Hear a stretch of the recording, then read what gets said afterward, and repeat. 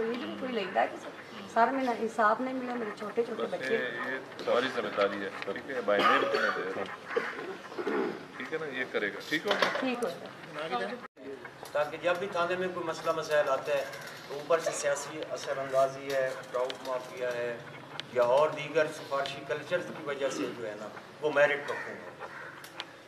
वो जो भी है, हम तो मामला अदालत में, मैं तो समझा आपके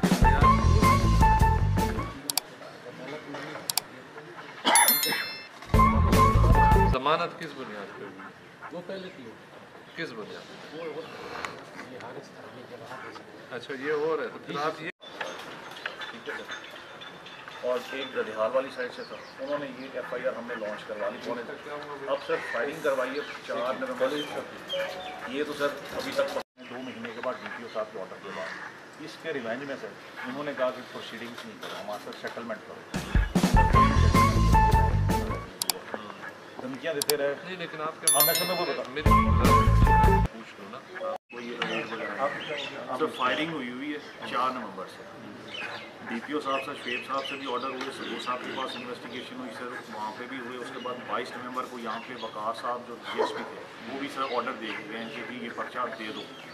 आज दिन तक सर कोई इसके ऊपर लास्ट ASP पड़ोसी है, कुछ तो है ना, कोई ताल्लुक लड़ाई? हाँ जी सर, लड़ाई इस बात की हुई कि उधर वो गुजर रहे थे हमारे पड़ोसी हैं वो आपके?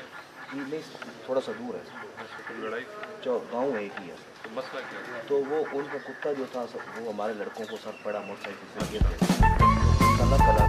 इन्वेस्टिगेशन कौन है? जी सर, देखें इसको, अभी मेडिकल लेकर सेम हुआ कि लेके फिर रहे हैं, इनका वर्जन फिर ले, अगर लेकर फिर रहे वेरीफाई करें तो बदला या काट दी गई जिसमें हमारे बेगुनाह बंदे यानी मुद्दई गवाह और उनको मारा भी गया।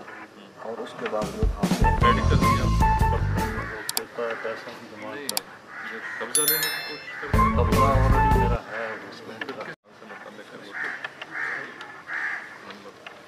ठीक हो गया इसका अगर मैंने